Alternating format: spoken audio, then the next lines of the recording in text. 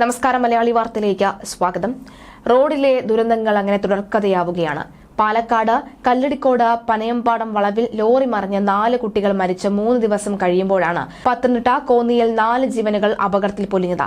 പുനലൂർ മൂവാറ്റുപുഴ സംസ്ഥാന പാതയിൽ മുറിഞ്ഞക്കല്ല് ജംഗ്ഷന് സമീപമുള്ള ഗുരുമന്ദിരത്തിന് മുന്നിലായിരുന്നു കാറും ബസ്സും കൂട്ടിയിടിച്ച് അപകടം. സ്ഥിരം അപകടം നടക്കുന്ന പാതയാണിത് ഇതെന്ന് നാട്ടുകാർ പറയുന്നു. മല്ലശ്ശേരി സ്വദേശികളായ മത്തായി, ഈപ്പൻ, അനു, നിഖിൽ, ബിജു, പി ജോർജ് എന്നിവരാണ് മരിച്ചത്. അനുവിന്റെ പിതാവാണ് ബിജു. നിഖിലിന്റെ പിതാവാണ് മത്തായി ഈപ്പൻ. നവംബർ 30-നായിരുന്നു നിഖിലിന്റെയും അനുവിന്റെയും വിവാഹം. മലേഷ്യയിൽ മധുവിധുവിന് പോയ ശേഷം മടങ്ങിയെത്തിയ ഇവരെ തിരുവനന്തപുരം വിമാനത്താവളത്തിൽ നിന്ന് സ്വീകരിച്ച മടങ്ങുമ്പോഴായിരുന്നു അപകടം. വീടിന് 7 കിലോമീറ്റർ അകലെ വെച്ചാണ് കുടുംബം അപകടത്തിൽപ്പെട്ടത്.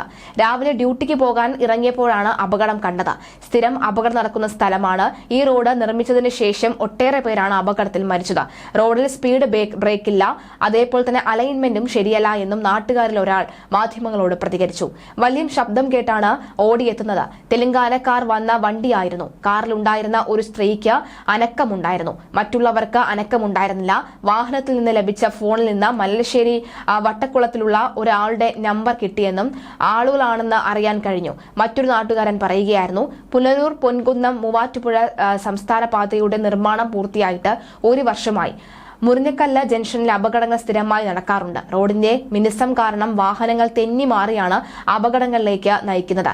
ഇവിടെ ചെറിയ വളവുണ്ട്. 2 മാസം മുമ്പ് അപകടത്തിൽ 2 തമിഴ്നാട് സ്വദേശികൾ മരിച്ചിരുന്നു. അവർ നെടുമ്പാശ്ശേരി വിമാനത്താവളത്തിൽ പോയി മടങ്ങുമ്പോഴായിരുന്നു അപകടം. വാഹനം നിയന്ത്രണം വിട്ട് റോഡ് സൈഡിലിടിച്ച് അപകടം ഉണ്ടാവുകയായിരുന്നു. വിവാഹം കഴിഞ്ഞ് 15 ദിവസം മാത്രമാണായത്.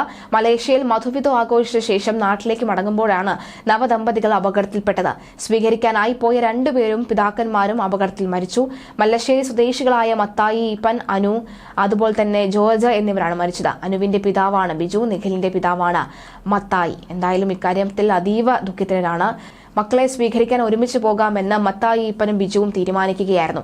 ഇക്കാര്യം മക്കളെ വിളിച്ച് അറിയിക്കുകയാണ്. രാത്രിയാണ് ഇരുവരും തിരുവനന്തപുരം വിമാനത്താവളത്തിലേക്ക് പോയത്.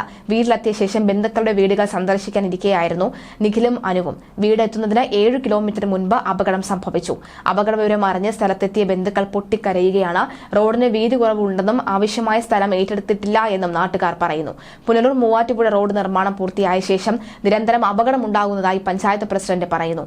അധികൃതരുടെ ശ്രദ്ധയിൽ ഇക്കാര്യം കൊണ്ടുവന്നിട്ടുണ്ട്. റോഡിലെ അപകടങ്ങൾ ഒഴിവാക്കാൻ മാർഗങ്ങൾ തേടി യോഗം വിളിക്കാനിരിക്കെയായിരുന്നു ഈ ഒരു അപകടം ഉണ്ടായത് എന്നാണ് പ്രസിഡന്റ് പറയുന്നത്.